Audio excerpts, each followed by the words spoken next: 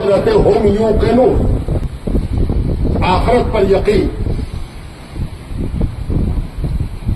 یہ ایک ایسا بنیادی عقیدہ ہے ہمارا اور آپ کا، جس عقیدے پر سارے عقیدے ٹکے ہوئے ہیں۔ اگر کوئی کہے کہ ہم سب ماننے کو تیار ہیں، اللہ کو ایک بھی مانیں گے، اللہ کے رسول کو رسول بھی مانیں گے، لیکن آخرت نہ مانیں گے، تو آپ یقین مانیے کہ اس نے کچھ نہ مانا۔ آخرت پر یقین وہ بنیادی عقیدہ ہے جس کے نتیجے میں توحید توحید ہے، رسالت رسالت ہے، اور اگر آخرت نہیں ہے تب تو کچھ نہیں ہے۔ یعنی آخرت وہ عقیدہ ہے۔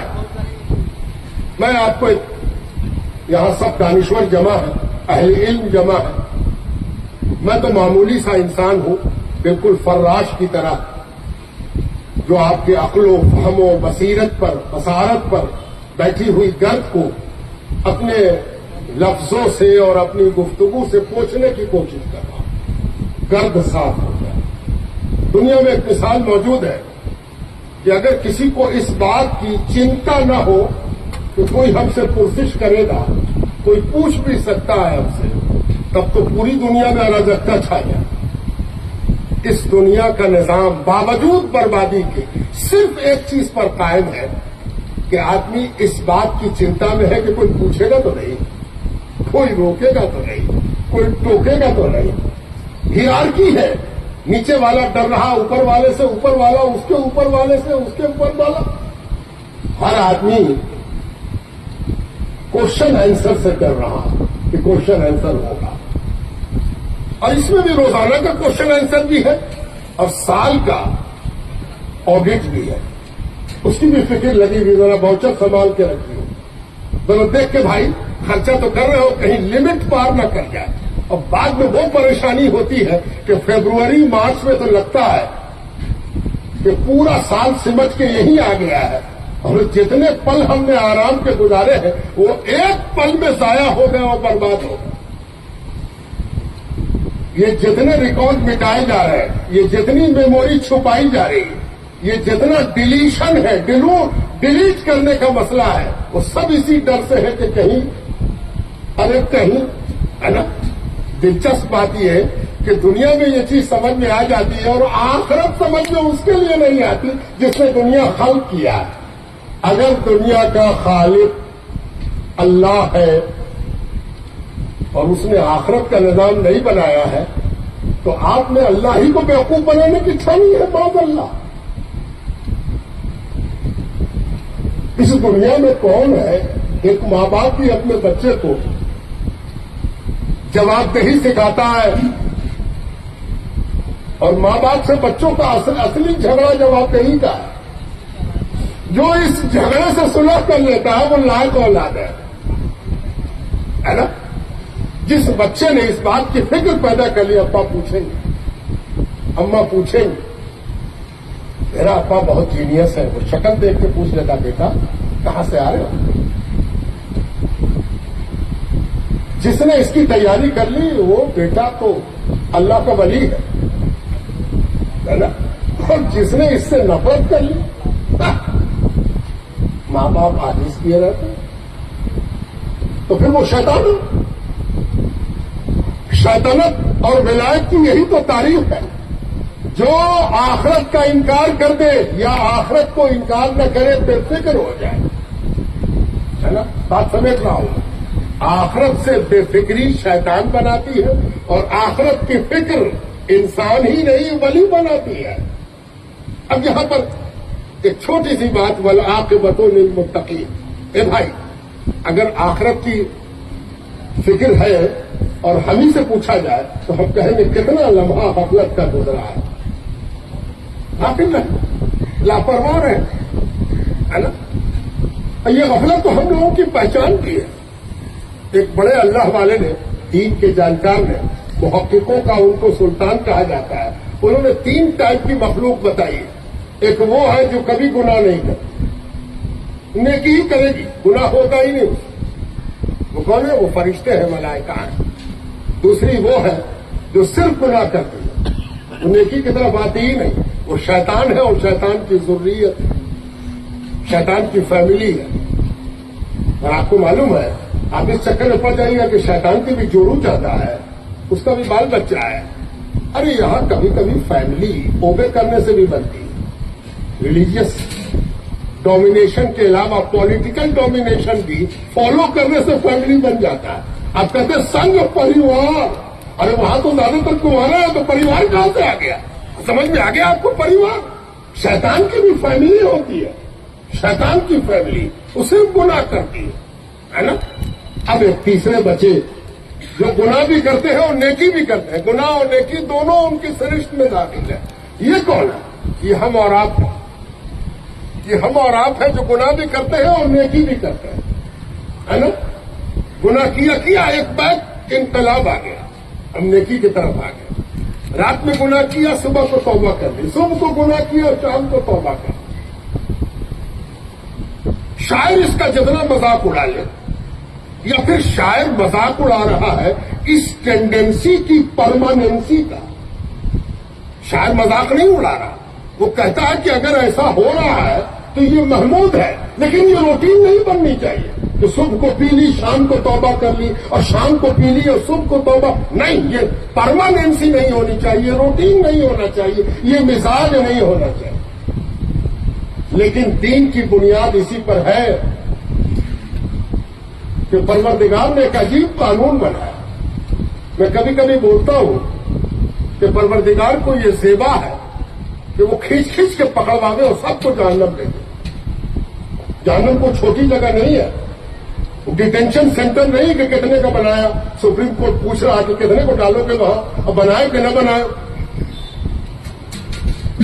وہاں کہہ دیا کہ نہ بنایا ہے، یہاں کہہ دیا کہ ہم بنائے ہوئے ہیں، ادھر کہہ دیا کہ بھیج کے رہیں گے، وہاں کہا کہ کس کو بھیجا ہے۔ سب چلتا ہے اس دنیا میں، لیکن یاد رکھیے جہنم اتنی بڑی ہے کہ قرآن نے اس کی وسعت کا بیان کرتے ہوئے اتنی بلاغت کا استعمال کیا۔ بلاغت یعنی کسی بات کو اس کمال کے ساتھ کہنا کہ کوئی دوسرا طریقہ اس کے مقابلے میں ممکن ہی نہ ہو، یہ ہے بلاغت۔ قرآن کہتا ہے کہ جب جہنم میں سارے گنہگار ڈال دیے جائیں گے تو جہنم کہے گا حل من مزید، اور بھی کوئی ہے لائیے نا، ابھی بہت جگہ حل من مزید، کوئی اور ہے تو لائیے گا۔ اس لیے اس چکر میں کوئی نہ رہے کہ جہنم چھوٹی ہے اس لیے جہنم میں نہ جائے، کتنے لوگ جائیں گے، اوپر تلے جائیں گے، جہنم بہت بڑی ہے۔ لیکن کیا نظام یہی ہے کہ گناہ ہوا نہیں کہ پکڑو جہنم میں ڈالو، آج ڈالو چاہے کل ڈالو؟ جی اگر کسی نے یہی سمجھایا، مجھ سے ایک صاحب کہنے لگے کہ آپ کو میرے یہاں تقریر کرنی ہے، تو میں نے ان سے کہا کہ ماشاء اللہ آپ کے یہاں تو بڑے بڑے مقرر ہیں، ان کو آپ کیوں نہیں زحمت دیتے، آپ مجھے کیوں بلا رہے ہیں؟ تو ان کا نہیں، سب کی خواہش ہے۔ ہم کہتے ہیں سب کی خواہش سے ایسا نہیں ہوتا، ہزاروں خواہشیں ایسی کہ ہر خواہش کہاں کچھ وجہ تو ہوگی۔ انہوں نے کہا اصل میں میرے یہاں میرے مقرر کئی سال تقریر کر چکے۔ ہم نے کہا کیوں چھوڑ دیا، خوب گئے؟ کہا نہیں، وہ بہت جہنم بھیج گئے، اس قدر جہنم میں انہوں نے پہنچایا کہ کئی لوگ ایسا لگا کہ پہنچ ہی گئے، اگلے سال نہ آئے، پھر کچھ اور لوگ نہ آئے، پھر کچھ اور لوگ نہ آئے۔ تو ہم لوگوں نے فیصلہ لیا کہ نہیں، ان کو تو بدلنا ہوگا، اس لیے کہ بہت زیادہ جہنم بھیج رہے ہیں۔ تو میں نے کہا کہ اچھا حاضر ہو جائے۔ تو میں نے جو بات ان کے سامنے رکھی اور آپ کے سامنے بھی رکھ دے رہے ہیں کہ پروردگار کا نظام دیکھیے ذرا، ہائے ہائے ہائے، اللہ واحد ہے، ایک ہے، اس کی ایک سند دیکھیے، سوائے اللہ کے کوئی ایسا کر ہی نہیں سکتا۔ کہا اس کو کہ وضو کرو، تمہارے گناہ دھلتے ہیں، دھل رہے ہیں گناہ، دھونا، دھو گناہ کو، جہنم میں جانے کی چیز ہے اس کو دھو ڈالو۔ نماز میں اللہ کو اکبر کھڑے ہو جاؤ، گناہ معاف ہوتا ہے۔ جمعے کی نماز میں آؤ، ہفتے بھر کا گناہ معاف ہوتا ہے۔ باپ کو محبت سے دیکھو، حج کا ثواب ملتا ہے. اور حج کے معنی جانتے ہیں؟ حج کہتے ہیں گناہوں سے معافی ملنے. یہ باپ کو دیکھ کے حج کا ثواب ملنا، دراصل پروردگار کا یہ کہنا ہے کہ جو اپنے باپ کو محبت، الفت، تعلق، دل کی گہرائی سے باپ کو سمجھ کے دیکھتے کہ اللہ اس کے میرے اوپر کتنے احسانات ہیں، میرے ابا جیسا کوئی نہیں ہے میرے لیے، اس کا حج ہے. اور حج کے مطلب اس کے گناہوں کے مغفرت. اس اللہ کے ہم بندے ہیں، ہم اب تو جو صبح سے شام تک یہ نظام بنا کے رکھا ہے کہ کیسے لوگ معافی سے باہر نکلے، معافی لے، گناہوں سے پاک ہو جائیں، گندگیوں سے پاک ہو جائیں، صاف ہو جائیں، ہے نا؟ اس اللہ کے لیے ہم اور آپ جمع ہوئے ہیں. والعاقبۃ للمتقین. جانتے ہو عاقبت کس کی ہے؟ خیر کس کی ہے؟ نتیجہ کس کا ہے؟ انجام کس کا ہے؟ جب صرف انجام کہا جائے تو اس سے مراد ہوتی ہے انجام کی بخیر ہونا، انجام کا بخیر ہونا. والعاقبت، عاقبت نتیجہ، انجام، رزلٹ کس کا اچھا ہے؟ للمتقین، جو اللہ سے ڈرتا رہتا ہے. اللہ اکبر، اللہ سے ڈرتے رہنا. یہ ڈرتے رہنا پتہ نہیں کتنے گناہوں کو جھاڑ دیتا ہے، صاف کر دیتا ہے. اللہ تبارک و تعالیٰ نے جو نظام دین بنایا ہے اس میں یہ نظم رکھا ہے کہ یہ جتنے معاملات ہیں، جنازے کو کندھا دینا، غسل دے دینا، کفن پہنانا، قبر میں اتار دینا، مٹی ڈال دینا، قبر پر جا کے دعا کرنا. خبردار اس کا ایک پہلو ذہن میں نہ رکھنا کہ میں دنیا داری کر رہا ہوں، وہ ایک پہلو ہے. دوسرا پہلو یہ ہے کہ تم کو معلوم نہیں ہے ان سب میں اللہ نے اجر رکھا ہے. اور یہ اجر اسی کے لیے ہے کہ یہ دنیا جو گناہوں کی دنیا ہے اس کو کیسے گناہوں سے نکالا جائے، پاک کیا جائے، صاف کیا جائے، دھو دیا جائے اور ریبلڈ ہونے. انسان کے لیے جو کہا گیا نا کہ ایک سیل ختم ہوتا ہے دوسرا سیل اس کی جگہ لے لیتا ہے.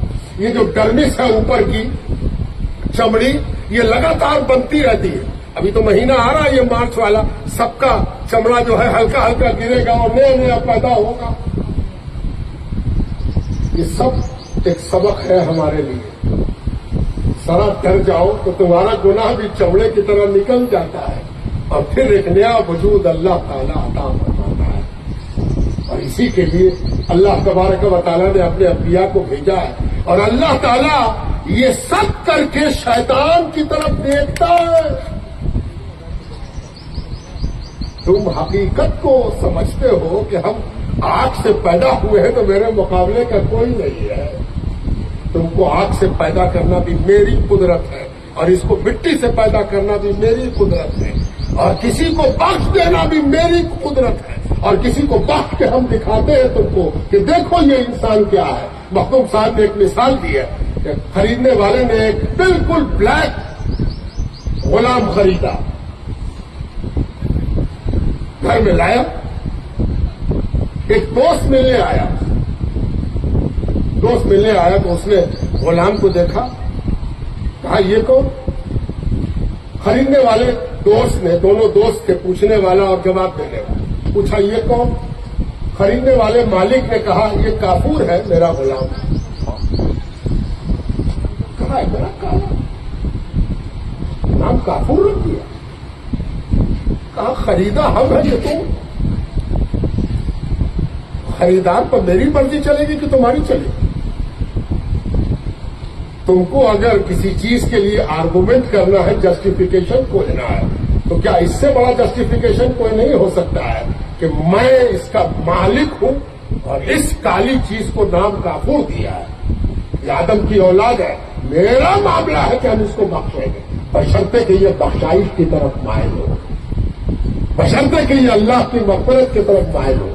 ذرا نم ہو تو یہ مٹی بڑی زرخیز ساقی جو کہا گیا ہے وہ اسی لیے کہا گیا کہ ذرا سی نمی تو پیدا ہو، ذرا سا آنکھ نم تو ہو، ذرا سا بیٹا بننے کی کوشش تو ہو، ذرا اولاد بننے کی کوشش تو ہو، ذرا انسان بننے کی کوشش تو ہو، ذرا مسلمان بننے کی کوشش تو ہو.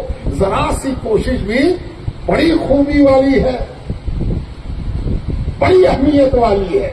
اور یہ اجتماع اسی لیے ہوتا ہے تاکہ وہ سویا ہوا جذبہ انکساری کا، عاجزی کا، شرمندگی کا، مغفرت کا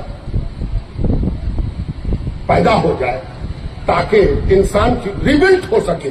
جیسے نئے چمڑے پیدا ہوتے ہیں، نیا سیل بنتا ہے، ویسے ہی نئی انسانیت، نئی مسلمانیت، نئی ایمانیات پیدا ہو اور انسان پھر سے زندہ ہو سکے اور اس کو زندگی مغفرت تک پہنچا سکے، اللہ کی بارگاہ میں پہنچا سکے.